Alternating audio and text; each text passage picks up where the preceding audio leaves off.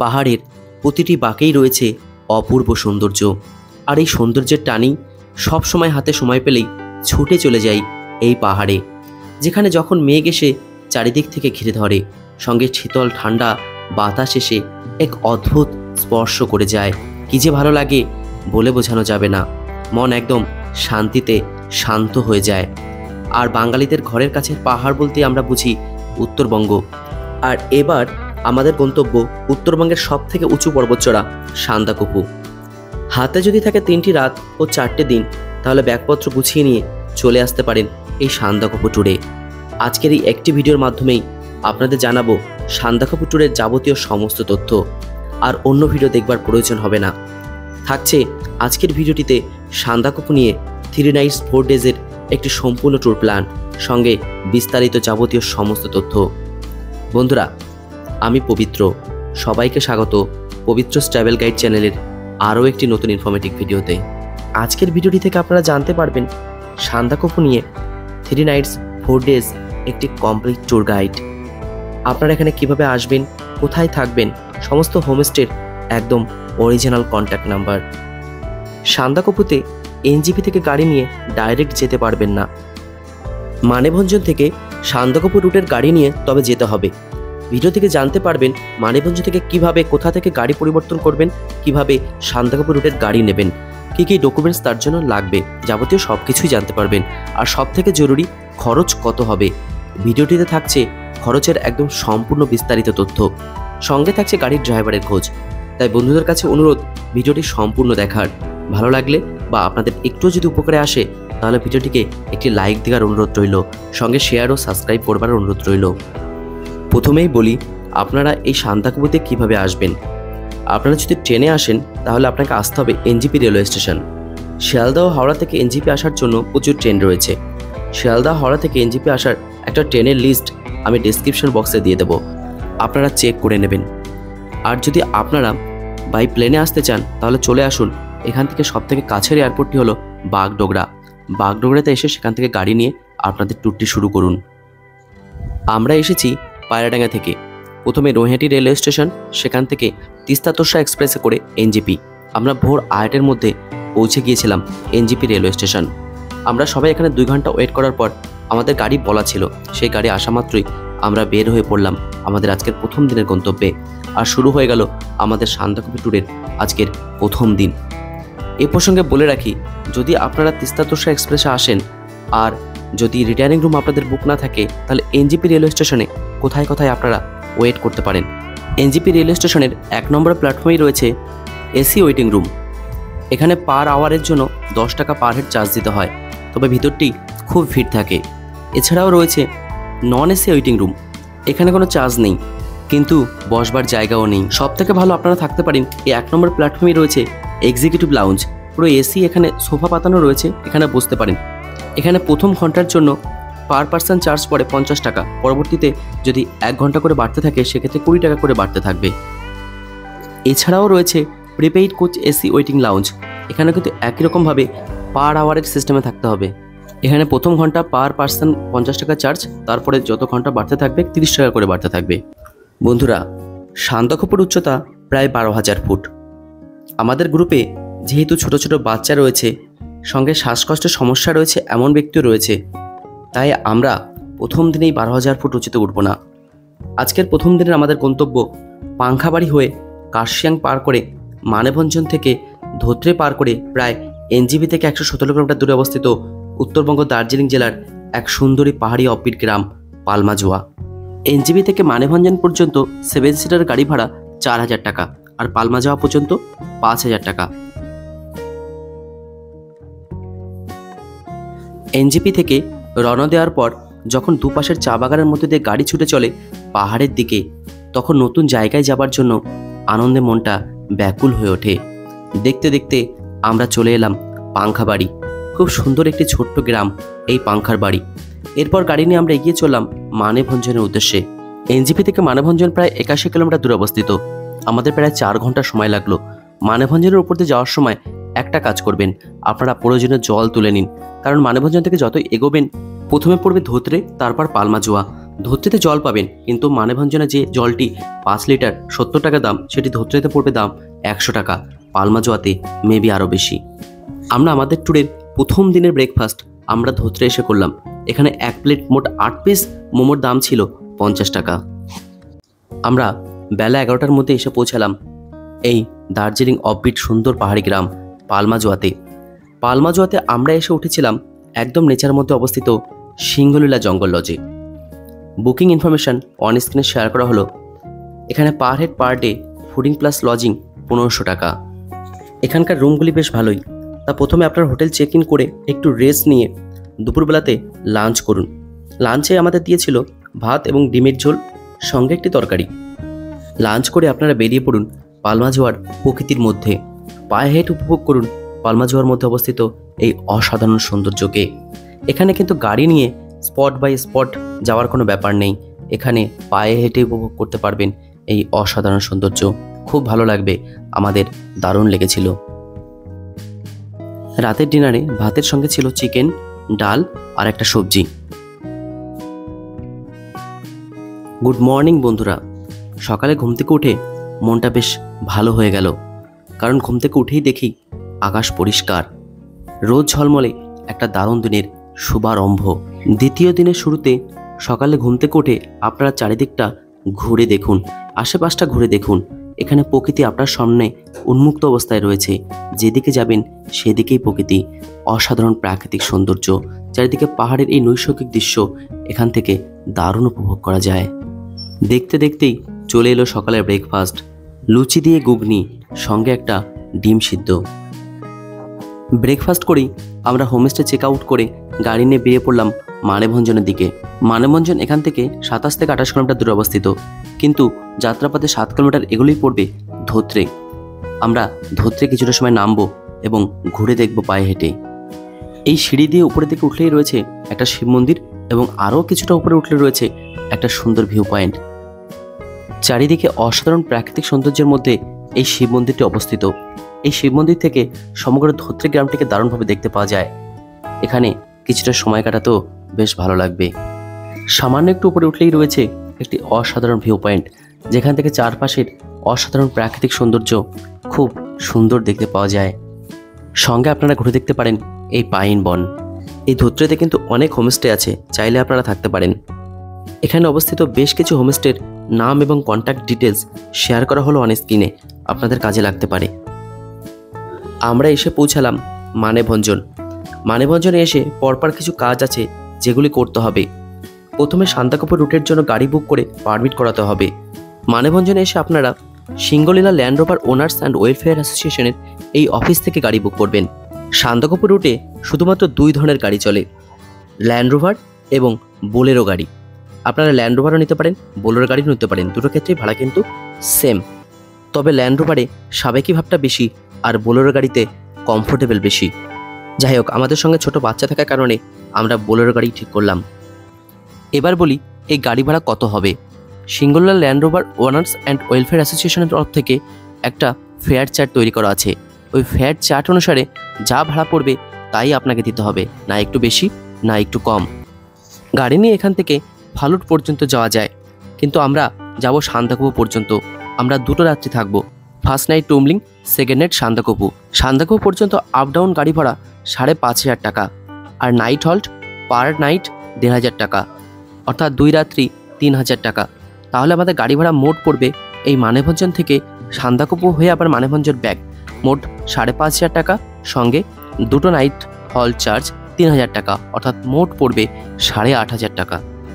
একটা গাড়িতে 7 জন রিল্যাক্সে যাওয়া যায়। ল্যান্ড রোভার অ্যাসোসিয়েশনের অফিসের ঠিক উল্টো দিকে রয়েছে ট্যুরিস্ট অ্যাসিস্ট্যান্স বুথ, তার উল্টো দিকে রয়েছে প্রধান হোটেল। সেখান থেকে একটু সামনের দিকে এগিয়ে গেলে রয়েছে একটা পুলিশ বুথ, যেখানে আপনাকে সমস্ত ডকুমেন্টস দেখিয়ে সবার নাম এন্ট্রি করতে হবে। ডকুমেন্টস প্রসঙ্গে বলি, এক্ষেত্রে কিন্তু সবার আইডি কার্ড, ভোটার কার্ড বা আধার কার্ড জেরক্স কপি অবশ্যই সঙ্গে ক্যারি করতে হবে। 2-1 জনের অরিজিনালটাও ক্যারি করবেন। গাড়ি বুকিংয়ের সময় লাগবে এখানে গাড়ি পারমিট সহ ড্রাইভারের তথ্যও কিন্তু এন্ট্রি করতে হবে। আর একটা কথা, এখান থেকে বেরোনোর আগে জল অবশ্যই ক্যারি করুন, কারণ উপরে গিয়ে জল নাও পেতে পারেন, পেলেও তা হবে অনেক বেশি দাম। ও আরও একটা কথা, আপনারা চাইলে কিন্তু এই মানেভঞ্জনও থাকতে পারেন। আমরা যেরকম প্রথম দিন চলে গিয়েছিলাম নেচারের মধ্যে থাকবো বলে পালমাজোয়াতে, আপনারা চাইলে এই মানেভঞ্জনও কিন্তু প্রথম রাত্রিটি থেকে পরের দিন আপনারা এখান থেকে গাড়ি নিয়ে যেতে পারেন সান্দাকপুর দিকে। সেক্ষেত্রে যদি আপনারা মানেভঞ্জনে থাকেন, আমি 4-5টা হোটেলের কন্ট্যাক্ট নাম্বার শেয়ার করলাম অন স্ক্রিনে, আপনাদের কাজে লাগতে পারে। এর পরের কাজ হবে সবাই গাড়িতে উঠে পড়ুন, রওনা দিন সান্দাকপুর উদ্দেশ্যে। গাড়ি স্টার্ট দিতে না দিতেই পৌঁছে যাবেন এখানে, যেখান থেকে একটি রাস্তা চলে গেছে সোজা ডান দিকে চলে গেছে পালমাজোয়া এবং শ্রীখোলার উদ্দেশ্যে, আর বাঁ দিকে রাস্তাটি সোজা চলে গেছে চিত্রে টুমলিং হয়ে সোজা সান্দাকফু। আর এখান থেকে উপরে ওঠার জন্য আপনাকে পারমিট করাতে হবে। সান্দাকফু পুরোটাই সিঙ্গলীলা ফরেস্টের মধ্যে অবস্থিত, তাই সিঙ্গলীলা ন্যাশনাল পার্কে প্রবেশের জন্য পারমিট চার্জ রয়েছে। পার গাড়ি এখানে পারমিট চার্জ 480 টাকা এবং পার হেড পারমিট চার্জ 200 টাকা, অর্থাৎ এই অ্যামাউন্টটি কিন্তু আপনাকে অতিরিক্ত গুনতে হবে।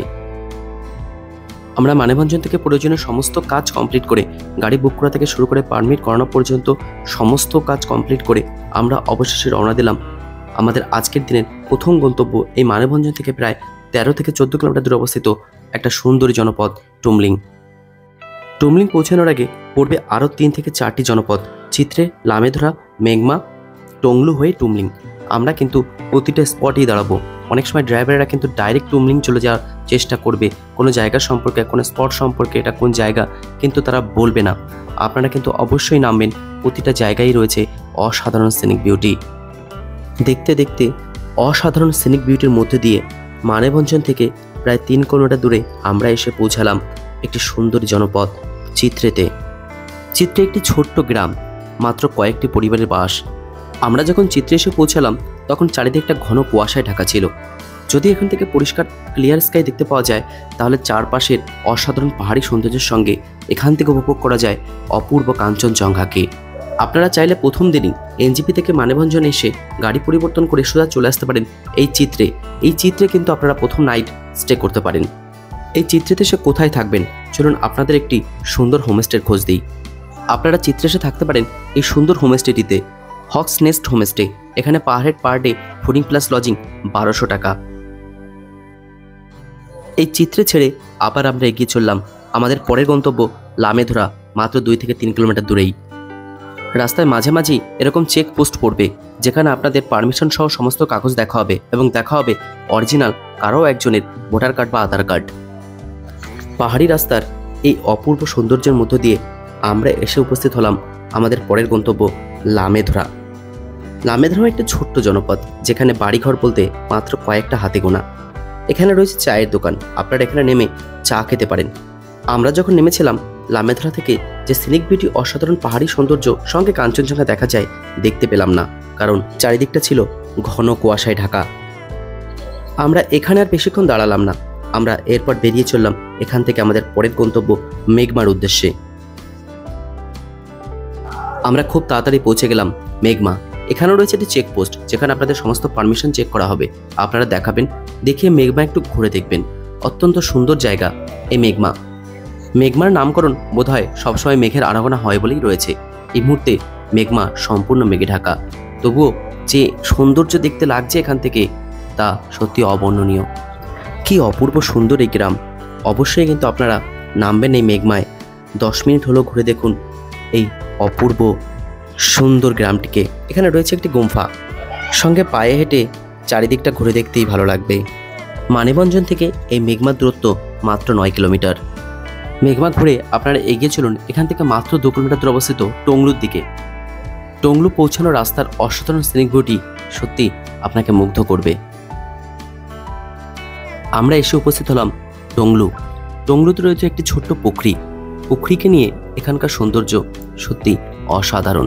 অনেক টুরিস্টই আছেন যারা এই সান্দাকফু ট্যুরে এসে টুমলিংয়ে না থেকে টংলুতে থাকে। আপনারা চাইলে থাকতে পারেন টংলুতে অবস্থিত এই টেকার সাটে। ফোন নাম্বার হলো 9027273826। এখানে per head per day fooding plus lodging 1200 টাকা, এক্সেপ্ট লাঞ্চ। টংলু থেকে রাস্তার চারপাশেরই অপার সৌন্দর্য দেখতে দেখতে আপনারা এগিয়ে চলুন টুমলিংয়ের পথে। আপনাদের শারীরিক কন্ডিশন যদি সাথ দেয়, তাহলে টংলু থেকে টুমলিং মাত্র 2 কিলোমিটার। আপনারা ট্রেকিং করে পৌঁছে যেতে পারেন এই অপার সৌন্দর্যের মধ্য দিয়ে। দেখতে দেখতে আমরা এসে পৌঁছালাম টুমলিং। টুমলিংয়ে আমাদের থাকার স্থানা সিদ্ধার্থ লজ।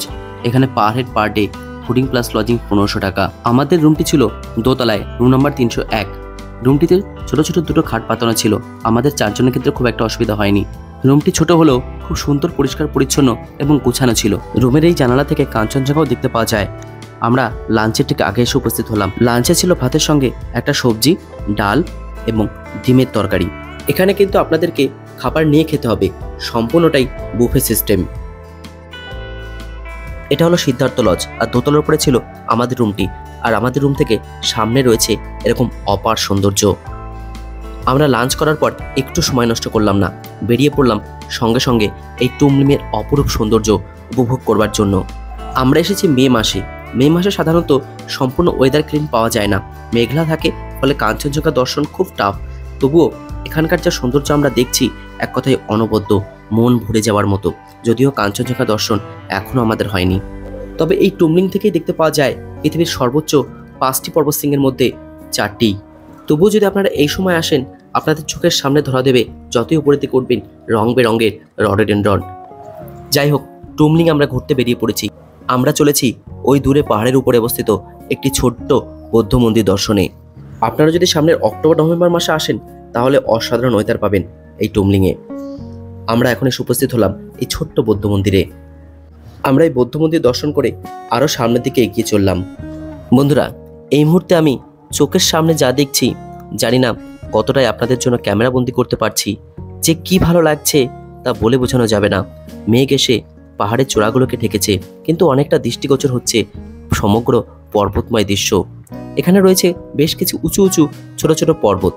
আপনারা যদি টুমলিংকে আরও ভালোভাবে উপভোগ করতে চান, উঠে পড়ুন না এই পর্বতগুলোতে ট্রেকিং করে। দেখবেন কি না ভালো লাগবে, কি না মজা লাগবে। আর চারিদিকের সৌন্দর্য এক কথায় অনবদ্য দেখতে পাবেন। এমন একটি পর্বত চূড়ায় আমি উঠে পড়েছিলাম, যেখান থেকে চারিদিকটা লাগছিল এরকম দেখতে, অনেকটাই উঁচু। ওই যে নিচে মানুষগুলোকে ছোট ছোট দেখাচ্ছে, আর দূরে ছিল টুমলিং। আপনারা যদি এই জায়গাগুলোতে ট্রেকিং করে উঠতে পারেন, চারপাশে দেখতে পাবেন অসাধারণ সৌন্দর্য। আর যদি ওয়েদার ক্লিন পান, এখান থেকে কাঞ্চনজঙ্ঘা, লোৎসে, মাকালুকে যে কি সুন্দর দেখাবে, সত্যি ভাবলেই মন ভরে যাচ্ছিল।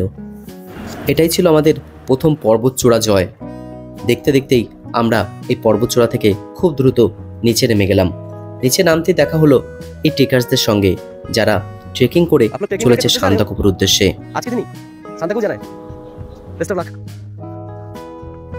দেখতে দেখতে মেঘ এসে টুমলিংয়ের আকাশকে পুরো ঢেকে দিল। আমরা হোমস্টে ফিরে এলাম। হোমস্টে ফিরতেই আমাদের জন্য চলে এলো ইভিনিং স্ন্যাক্স, পেঁয়াজের পকোড়া এবং তার সঙ্গে একটা চাটনি, আর সঙ্গে চা। রাতের বেলা ডিনারে দুটো অপশনই ছিল, ভাত অথবা রুটি। আমরা ভাতের সঙ্গে নিয়েছিলাম চিকেন কষা। আজ সান্দাকফু ভ্রমণের 3য় দিন। আমরা রয়েছি সিদ্ধার্থ লজে, আর ওই হলো আমাদের রুম। এখান থেকে সামনেই দেখা যায় কাঞ্চনজঙ্ঘা সহ সূর্যোদয়। আকাশে এখন আলোর ছটা, সূর্য উদিত হবে। আগের দিনের মতো মনটা অতটা খারাপ নেই। আকাশ মেঘলা থাকলেও যে একদম দেখা যাচ্ছে না তা নয়। ওই যে দূরে স্লিপিং বুদ্ধা, কাঞ্চনজঙ্ঘা সহ লোৎসে মাকালু, অসাধারণ চোখের এই সৌন্দর্য কিছুতেই আমার ক্যামেরায় আনতে পারছি না।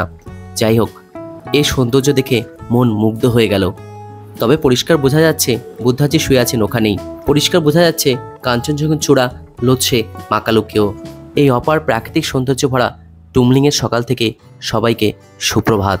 আকাশ মেঘলা থাকার কারণে এর থেকে পরিষ্কার আমরা কাঞ্চনজঙ্ঘা দেখতে পাইনি, তবে চোখে যা দেখেছি সত্যি অসাধারণ ছিল। টুমলিংকে বিদায় জানানোর আগে আপনারা আরেকবার একটু ঘুরে দেখুন না টুমলিংকে, সকালেরই সূর্যের আলোর মাঝে টুমলিংয়ের অপার সৌন্দর্যকে।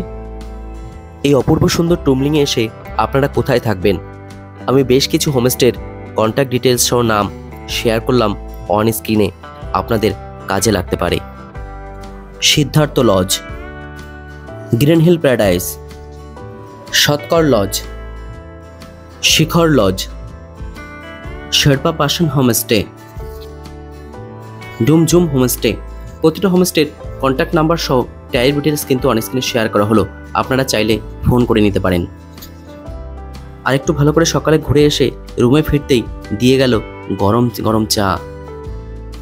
সকাল প্রায় 9:15 নাগাদ আমাদের ডাক এলো ব্রেকফাস্টের। ব্রেকফাস্টে ছিল রাইস, সঙ্গে পরোটা, আর সঙ্গে ছিল একটা ডিম আর আলুর তরকারি। ব্রেকফাস্ট করে আমরা সবাই টুমলিংকে বিদায় জানিয়ে আমরা বেরিয়ে পড়লাম আজকের দিনের গন্তব্য সান্দাকফু। টুমলিং থেকে যার দূরত্ব 19 কিলোমিটার।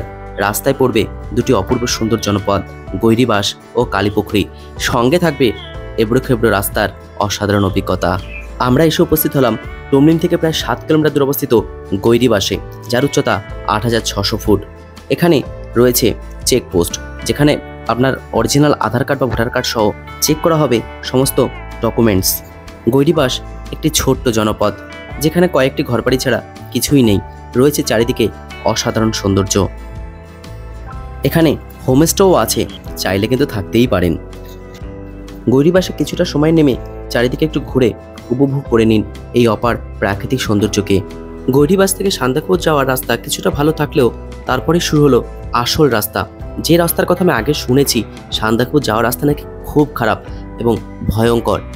রাস্তায় পুরো বোল্ডার ফেলা রয়েছে, গাড়ি একবার বাম দিকে ঢুকছে, একবার ডান দিকে।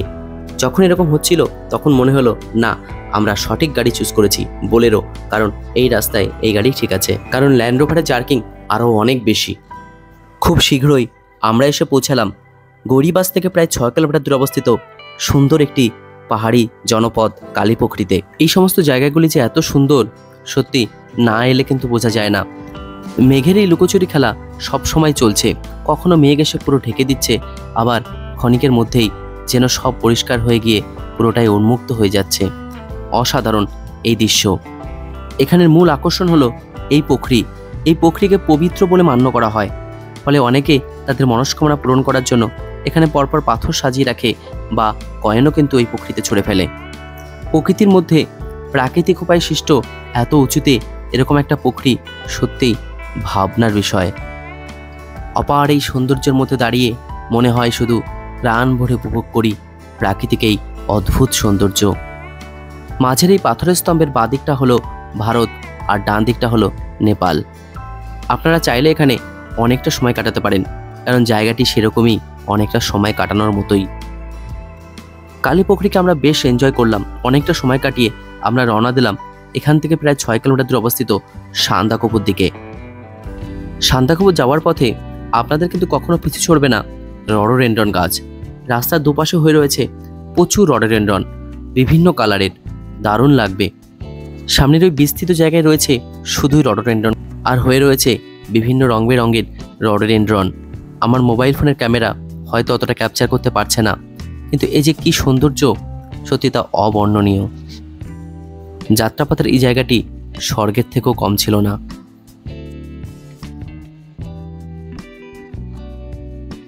দেখতে দেখতে আমরা চলে এলাম লাঞ্চের বেশ কিছুটা সময় আগে সান্দাকফুতে।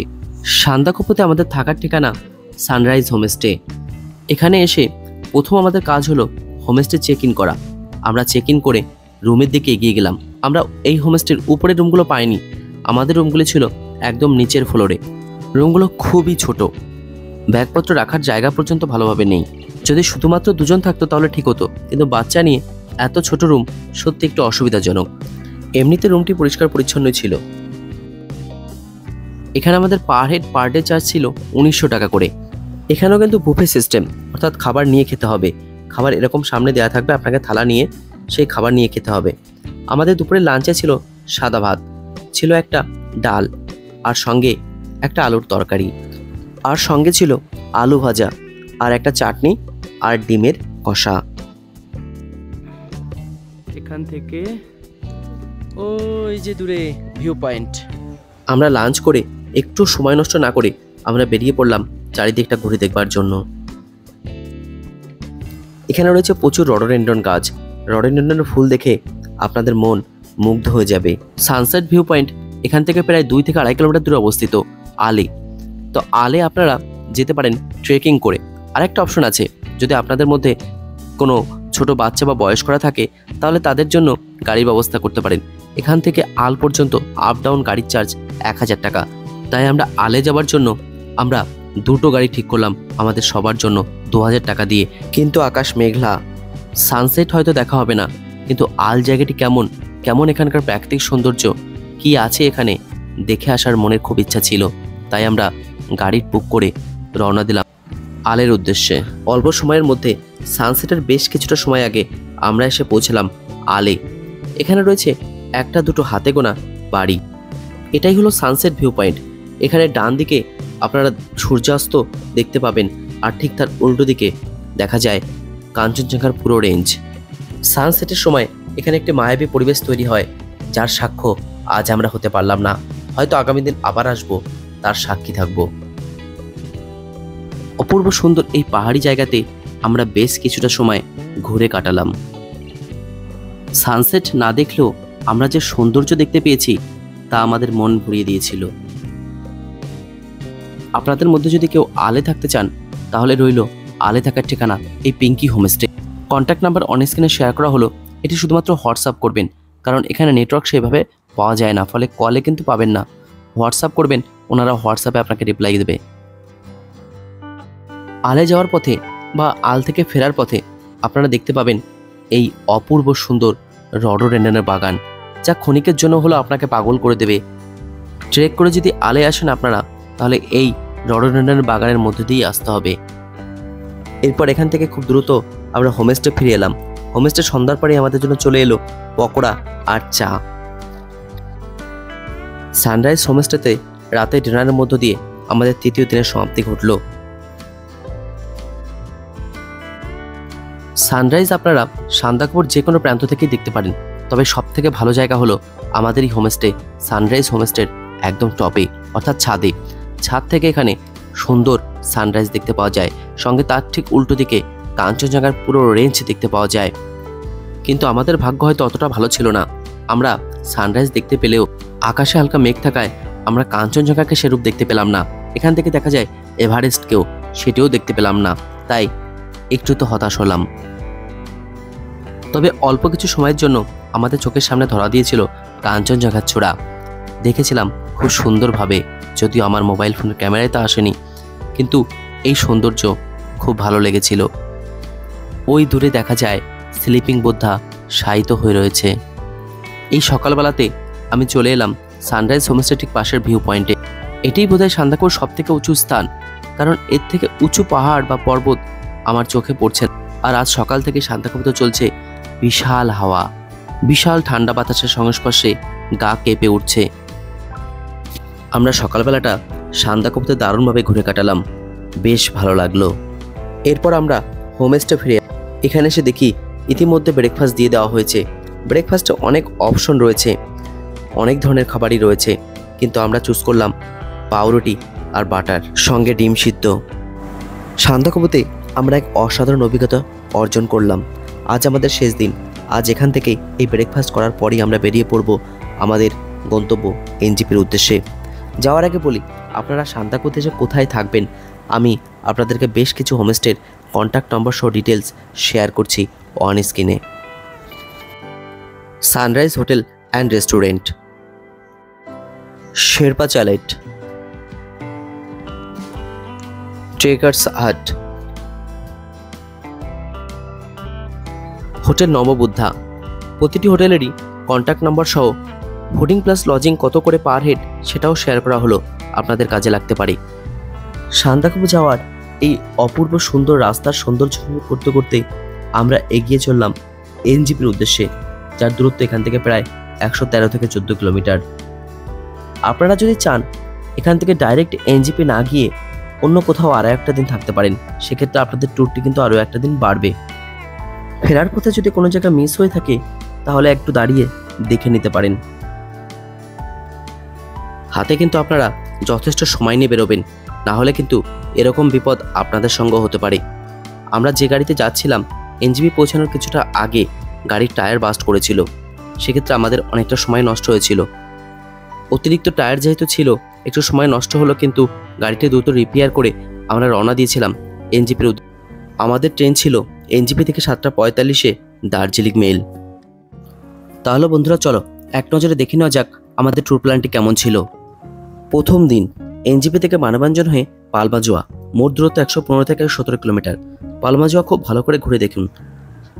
দ্বিতীয় দিনে পালমাজোয়া থেকে ধোত্রে হয়ে মানবাঞ্জনে গাড়ি পরিবর্তন করে সোজা পৌঁছে যান টুমলিং, যাত্রাপথে ঘুরে দেখুন ধোত্রে, চিত্রে, লামেধুরা, মেঘমা ও টংলু। তৃতীয় দিনে টুমলিং থেকে গৈরিবাস কালীপকড়ি হয়ে পৌঁছে যান সান্দাকপু। সান্দাকপু পৌঁছে লাঞ্চ করার পর সান্দাকপুর চারপাশটা ভালো করে ঘুরে দেখুন। তারপর বিকালের দিকে গাড়ি নিয়ে চলে যান সানসেট আলে। চতুর্থ দিনে সকালে হোমস্টে ছাদে গিয়ে উপভোগ করুন সানরাইজ, সঙ্গে কাঞ্চনজঙ্ঘা। আর সকালে সান্দাকপু আরও একটু ভালো করে ঘুরে দেখুন। তারপর ব্রেকফাস্ট করে বেরিয়ে পড়ুন এনজিপির উদ্দেশ্যে। এই ট্যুরটি করতে আমাদের মোট কত খরচ হয়েছে? ট্রেন ভাড়া নয়ডা থেকে এনজিপি 3টে টিকিট ছিল 870 টাকা করে, মোট 2510 টাকা। এনজিপি থেকে শিয়ালদা দার্জিলিং মেল ছিল 945 টাকা করে, মোট 3টে টিকিট 2835 টাকা। ট্রেনের টিকিট ছিল থার্ড এসিতে। এনজিপি থেকে পালমা যাওয়া গাড়ি ফেয়ার ছিল 2500 টাকা। পালমা যাওয়াতে পার হেড 1500 টাকা করে আমাদের তিনজনের মোট পড়েছিল 4500 টাকা। পালমা যাওয়া থেকে মানেভঞ্জন পর্যন্ত গাড়ির ফেয়ার পড়েছিল 750 টাকা। মানেভঞ্জন থেকে সান্দাকপু হয়ে মানেভঞ্জনের গাড়ি ব্যাগ আমাদের মোট পড়েছিল 4250 টাকা। গাড়ি পারমিট চার্জ পড়েছে পার গ্রুপ 200 টাকা। সিঙ্গুলার ফরেস্টে পার হেড এন্ট্রি ফি ছিল 200 টাকা। আমাদের দুজনে লেগেছে মোট 400 টাকা। আমাদের পার গ্রুপ জলের মোট খরচ হয়েছে 430 টাকা। টুমলিংয়ে হোটেল 1500 টাকা ছিল পার হেড, আমাদের দুজনের 3000 টাকা। 9 ইয়ার্স ওল্ড চাইল্ডের পড়েছিল 800 টাকা। সান্দাকপু হোটেলে 1900 টাকা ছিল পার হেড, সেক্ষেত্রে আমাদের দুজনের পড়েছিল 3800 টাকা, সঙ্গে 9 ইয়ার্স ওল্ড চাইল্ড ছিল, তার পড়েছিল 1000 টাকা।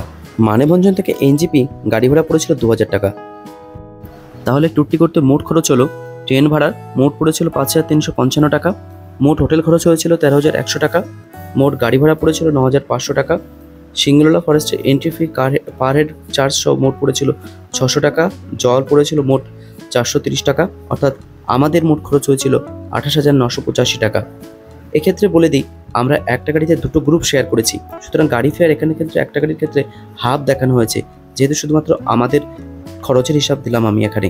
সঙ্গে আমরা ছিলাম বড় দুজন আর 9 বছরের চাইল্ড একজন, অর্থাৎ প্রায় মোট 3 জনের খরচের হিসাব এখানে দেওয়া হলো। दीजिए ना, मेरा विकी। आपका फ़ोन नंबर भी बता दीजिए। 86706552। जितेंद्र राय। आपका फ़ोन नंबर भी बता दीजिए। 9064956697। ओके ठीक है। लाखपा शेरपा फ़ोन नंबर बताइए। 8348217690। राजेंद्र दमंग, मैं मानीबंदन से, और मेरा मोबाइल नंबर है 8942960727। अगर আমাদের সঙ্গে ঘুরে ফিরে এই 4 জন ড্রাইভার ছিলেন। নাম এবং ফোন নাম্বার আমি শেয়ার করলাম, আপনাদের কাজে লাগতে পারে। বন্ধুরা, ভিডিওটি যদি আপনাদের একটু ভালো লেগে থাকে বা যদি আপনাদের একটু উপকারে আসে, ভিডিওটিকে লাইক, শেয়ার ও সাবস্ক্রাইব করার অনুরোধ রইল। তাহলে বন্ধুরা, আজকের ভিডিও আমি এখানে শেষ করব। যদি আপনাদের কোনো এনকোয়ারি থাকে তাহলে অবশ্যই কমেন্ট বক্সে লিখে জানাতে পারেন, আমি যথাযথ চেষ্টা করব তার উত্তর দেওয়ার। বন্ধুরা, খুব শীঘ্রই দেখা হচ্ছে পরের আরেকটি নতুন ইনফরমেটিভ ভিডিওতে। ততদিন ভালো থাকবেন, সুস্থ থাকবেন। ধন্যবাদ।